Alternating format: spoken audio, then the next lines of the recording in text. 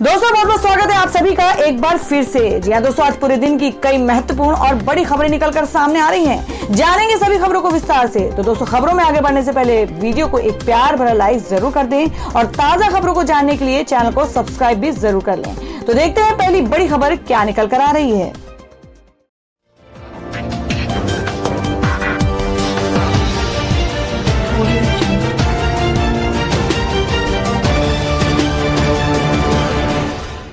दोस्तों, आज की पहली बड़ी खबर बताते हैं जो कि बिहार चुनाव को लेकर आ रही है कि बिहार में पीएम मोदी का नया पंच, डबल इंजन बनाम डबल युवराज। जी हां, बात करें कि डबल इंजन बनाम डबल युवराज, प्रधानमंत्री नरेंद्र मोदी ने अपने चुनावी भाषण में रविवार को एक नया पंच दिया।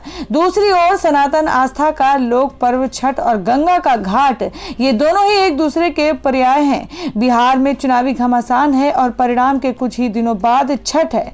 मोदी ने अपने भाषण के दौरान पूरे बिहार को इसी बहाने कई संदेश देने की कोशिश की है।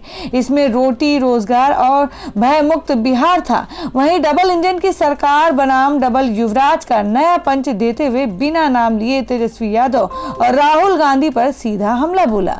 आपको बता दें कि भोजपुरी से ही संबोधन शुरू करते हुए लोगों को सीधे जोड़ने की कोशिश की। अंबिका भवानी माई के भूमि के नमन करण तानी, ये उनके संबोधन की शुरुआत थी। आमी में मां अंबिका भवानी के मंदिर से न सिर्फ छपरा बल्कि बिहार और देश के सनातन आस्था जुड़ी है। यहाँ की विभूतियों से जुड़ी लोगों की भावनाओं के तार को झंकृत करते हुए देश के प्रथम राष्ट्रपति डॉक्टर राजेंद्र प्रसाद और भोजपुरी के महान लोक कलाकार भिखारी ठाकुर को भी याद किया। हाल ही में सेशल्स के राष्ट्रपति चुने गए वेवल राम कलावन को भी मंच से बधाई दी, जिनके पूर्वज गोपालगंज के थे। मोदी इन सब का उल्लेख करते हुए एक और बिहार के गौरव का एहसास कराते दिखे तो दूसरी ओर बार बार जंगल राज कहते हुए परोक्ष रूप से लालू प्रसाद और महागठबंधन पर हमलावर दिखे। उन्होंने किसी का नाम लिए बिना उत्तर प्रदेश के युवराज का भी जिक्र किया है। वहां भी दो युवराज सिंहासन बचाने को साथ थे।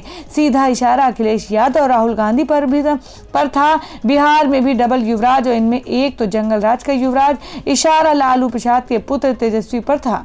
दूसरे युवराज मतलब महागठबंधन के घटक दल कांग्रेस के नेता राहुल गांधी। मोदी ने नाम भले ना लिया हो पर आरोपों की झड़ी में निशाने पर यही थे। और दोस्तों, मैं अगली खबर में आपको बता दें जो कि उपचुनावों के लिए भी थमा प्रचार। मध्य प्रदेश में 28 तो गुजरात में 8, यूपी में 7 सीटों पर 3 नवंबर को डाले जाएंगे वोट। जी हम बात करें कि बिहार विधानसभा चुनाव के दूसरे चरण के साथ मध्य प्रदेश और उत्तर प्रदेश समेत कई राज्यों में हो रहे विधानसभा उपचुनावों के लिए भी प्रचार रविवार शाम को 6 बजे समाप्त हो गया। दूसरे चरण के चुनाव के तहत बिहार में 3 नवंबर को 94 विधानसभा क्षेत्रों में मतदान होना है। तो वहीं मध्य प्रदेश, उत्तर प्रदेश समेत कई राज्यों में 54 सीटों पर हो रहे उपचुनावों के लिए 3 नवंबर को मतदान होगा। इनमें सबसे महत्वपूर्ण मध्य प्रदेश में 28 विधानसभा सीटों के लिए उपचुनाव हो रहा है। यहां 355 प्रत्याशियों की किस्मत का फैसला 65, 67, 751 मतदाता करेंगे। राज्य में कुल 230 विधानसभा सीटें हैं। गुजरात में 8, उत्तर प्रदेश में 7, झारखंड, कर्नाटक, नागालैंड, ओडिशा और तेलंगाना में 2-2 सीटों पर चुनाव हो रहे हैं। छत्तीसगढ़ और हरियाणा में 1-1 सीट पर चुनाव होंगे।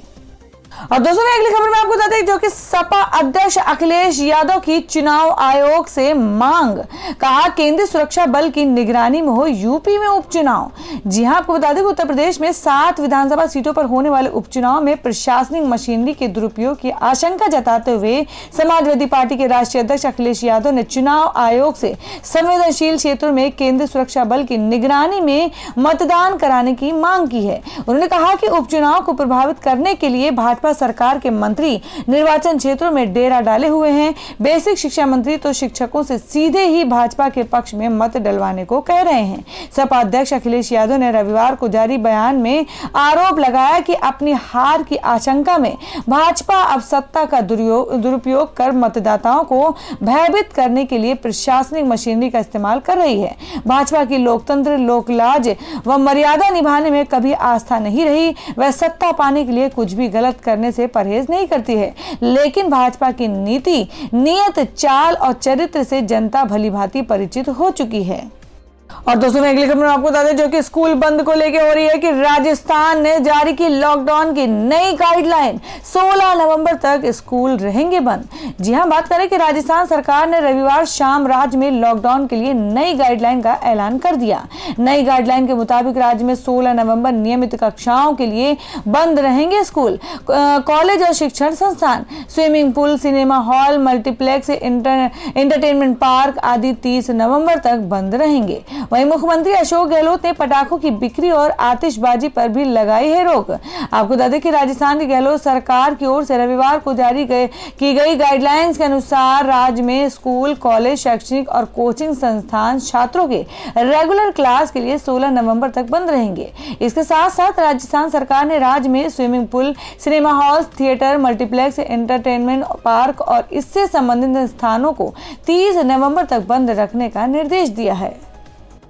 और दोस्तों अगली खबर में आपको बता दें कि सॉफ्ट हिंदुत्व पर बोले शशि थरूर, कहा बीजेपी लाइट बनने के चक्कर में कांग्रेस जीरो बन जाएगी। जी हां, आपको बता दें कि कांग्रेस नेता और तिरुवनंतपुरम से सांसद शशि थरूर ने कांग्रेस को बीजेपी जैसा बनने की कोशिशों का विरोध किया है। शशि थरूर ने कहा कि बीजेपी लाइट बनने की कोशिश में कांग्रेस जीरो हो जाएगी। उन्होंने कहा कि हम कांग्रेस है और हमें किसी भी कीमत पर बीजेपी का उदार संस्करण बनने की कोशिश नहीं करनी चाहिए। आपको बता दें कि शशि थरूर ने यह बात अपनी नई किताब द बैटल ऑफ बिलोंगिंग्स को लेकर पीटीआई को दिए एक इंटरव्यू में कही है। शशि थरूर ने कहा कि देश की धर्मनिरपेक्षता सिद्धांत और व्यवहारिक रूप से खतरे में है। वर्तमान व्यवस्था देश के संविधान से इस शब्द को हटा सकती है। हालांकि थरूर ने जोर देकर कहा कि नफरत की ताकतें देश के धर्मनिरपेक्ष चरित्र को नहीं बदल सकती हैं। आपको बता दें कि थरूर ने कहा कि सेक्युलरिज्म एक शब्द है और सरकार इसे संविधान से भी निकाल देती है तो भी ये एक सेकुलर संविधान रहेगा क्योंकि इसका आधारभूत ढांचा ही सेकुलर है। कांग्रेस के सॉफ्ट हिंदुत्व की तरफ बढ़ने के सवाल पर थरूर ने कहा कि वे इस बात को स्वीकार करते हैं और इस मुद्दे पर उदार विचार वाले लोगों की चिंताएं जायज हैं। उन्होंने कहा कि Congress party BJP light, BJP का हल्का स्वरूप बनना जोखिम भरा है। ये कांग्रेस को जीरो बना सकती है। भारत की सबसे पुरानी पार्टी में धर्मनिरपेक्षता की भावना जीवित और अच्छी तरह है। थरूर ने कहा कि कांग्रेस किसी भी रूप में भाजपा नहीं है और हमें उसका हल्का संस्करण करने की कोशिश नहीं करनी चाहिए जो हम नहीं हैं। ना ही मेरे विचार में हम ऐसा कर रहे हैं। कहा कि कांग्रेस हिंदू धर्म और हिंदुत्व में अंतर करती है। हिंदू धर्म समावेशी है जबकि हिंदुत्व एक बहिष्कार वाली राजनीतिक विचारधारा है। कांग्रेस नेता ने कहा कि हम बीजेपी की राजनीति का कोई नया संस्करण पेश नहीं करने जा रहे हैं। व्यक्तिगत आस्था के चलते मंदिरों में जाने पर राहुल गांधी ने स्पष्ट कर दिया है कि वह किसी भी प्रकार के हिंदुत्व चाहे वह नरम हो या गरम का समर्थन नहीं करते हैं। ये पूछे जाने पर कि क्या कांग्रेस को धर्मनिरपेक्षता पर अधिक जोर देने की आवश्यकता है या फिर पार्टी ने इस मामले में देर कर दी है, थरूर ने कहा कि वह इस बात से असहमत हैं कि कांग्रेस ने धर्मनिरपेक्षता पर बात नहीं कही है।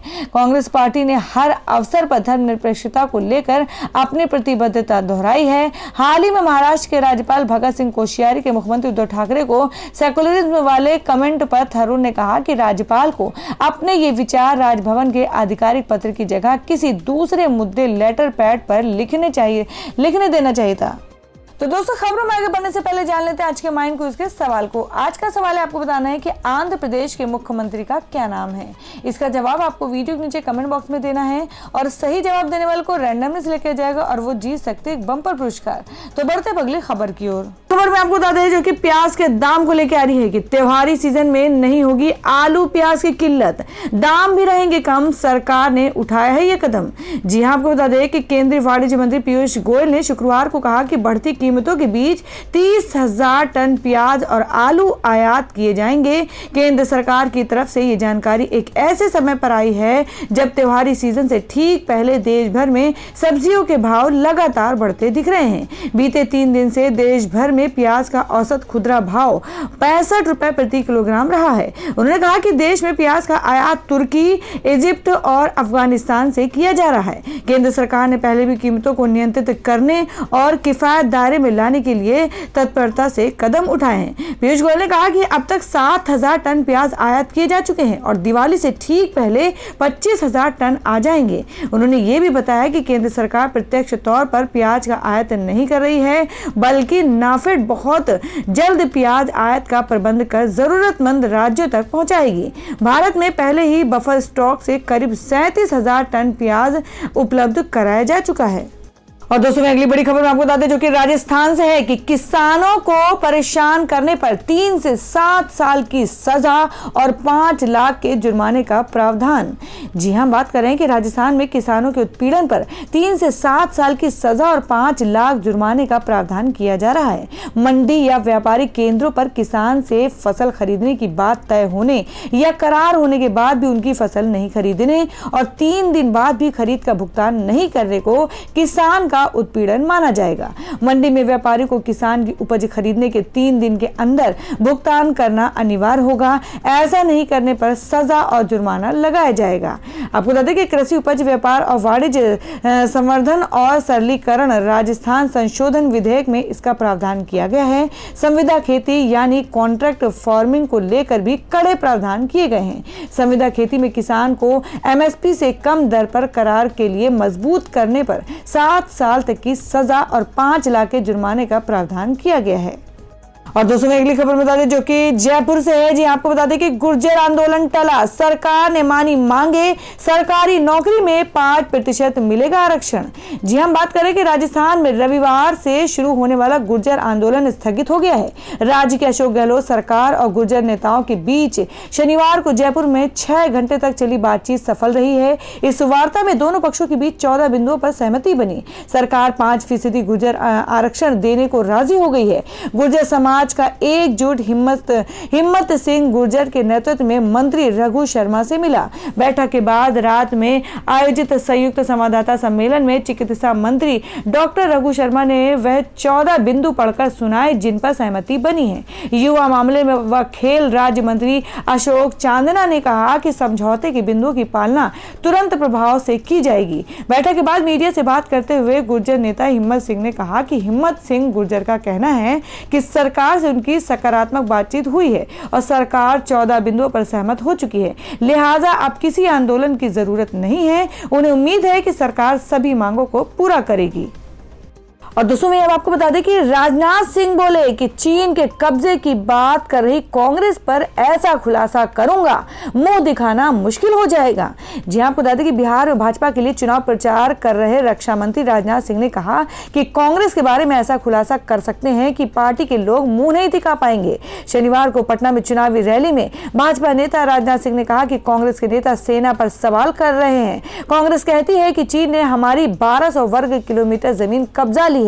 मैं कह देना चाहता हूं कि ऐसा खुलासा करूंगा, कांग्रेस के लोग कहीं मुंह दिखाने लायक नहीं बचेंगे।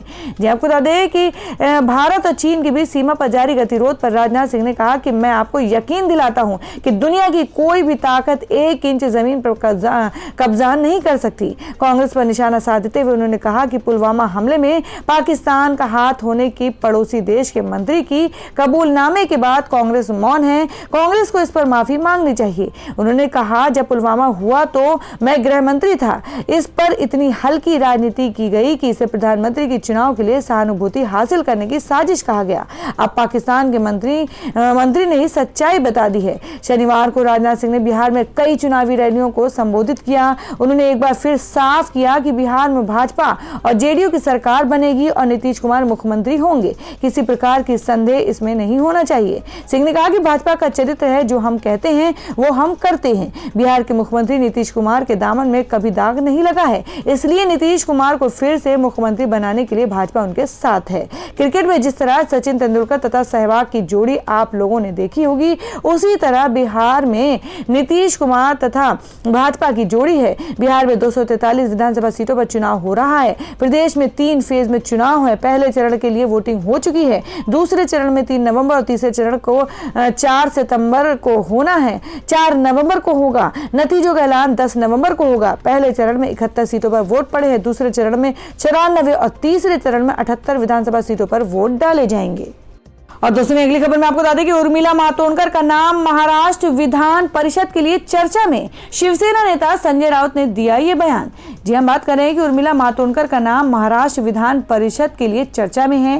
दावा किया जा रहा है कि महाराष्ट्र विधान परिषद की राज्यपाल की ओर से भरी जाने वाली 12 सीटों में से एक पर उर्मिला मातोंडकर के मनोनयन की चर्चा हो रही है। कुछ मीडिया रिपोर्ट्स में यह दावा भी किया गया है कि इस बारे में खुद मुख्यमंत्री उद्धव ठाकरे ने उर्मिला मातोंडकर से बात की है। इस पूरे मामले पर अब शिवसेना प्रवक्ता और राज्यसभा सांसद संजय राउत का बयान सामने आया है। संजय राउत ने बयान में कहा है, न्यूज एजेंसी पीटीआई छपी रिपोर्ट्स के मुताबिक राज्यसभा सदस्य संजय राउत ने कहा कि मैंने उन अटकलों के बारे में भी सुना है जिसमें कहा जा रहा है कि उर्मिला मातोंडकर को सरकार द्वारा महाराष्ट्र विधान परिषद में नामित किया जाएगा। ये राज्य मंत्रिमंडल का विशेष अधिकार है जिसमें मुख्यमंत्री उद्धव ठाकरे को फैसला लेने के लिए अधिकृत किया है। संजय राउत से साफ साफ कहा कि राज्यपाल की ओर से नामित सीटों के लिए किसका नाम भेजना है ये मुख्यमंत्री का विशेष अधिकार है और मुख्यमंत्री ठाकरे ही इस पर विचार करेंगे। वहीं इस पूरे मामले पर फिलहाल उर्मिला मातोंडकर का कोई बयान सामने नहीं आया है। लोकसभा चुनाव में उर्मिला को हार मिली थी। 2019 के लोकसभा चुनाव में कांग्रेस की टिकट पर उर्मिला मातोंडकर मुंबई उत्तर लोकसभा सीट से चुनाव लड़ी थी जिसमें उनको हार मिली थी, जिसके बाद उर्मिला मातोंडकर ने कांग्रेस के कामकाज के तरीके को लेकर पार्टी छोड़ दी थी। हाल ही में कंगना रनौत बनाम शिवसेना के विवाद में उर्मिला मातोंडकर ने कंगना के विरोध में टिप्पणी की थी और महाराष्ट्र सरकार के पक्ष में अपना बयान दिया था। बता दें कि राज्यपाल की ओर से मनोनीत किए जाने वाले विधान परिषद के 12 प्रत्याशियों के नाम पर फिलहाल सस्पेंस बना हुआ है। रिपोर्ट के मुताबिक 30 अक्टूबर को मंत्रिमंडल की बैठक में सभी 12 नाम तय कर लिए गए हैं, लेकिन मीडिया में इन नामों का कोई आधिकारिक खुलासा नहीं हुआ है। तो दोस्तों ये थी अब तक की सभी बड़ी खबरों की अपडेट्स। टुडे ब्रेकिंग न्यूज और लेटेस्ट खबरों को देखने के लिए हमारे चैनल को सब्सक्राइब जरूर कर लें, वीडियो को लाइक और शेयर भी जरूर कर दें अपने दोस्तों और रिलेटिव्स के साथ। तो दोस्तों फिर मिलेंगे काम की खबरों और सरकारी योजनाओं की एक और नई वीडियो के साथ। तब तक के लिए धन्यवाद दोस्तों।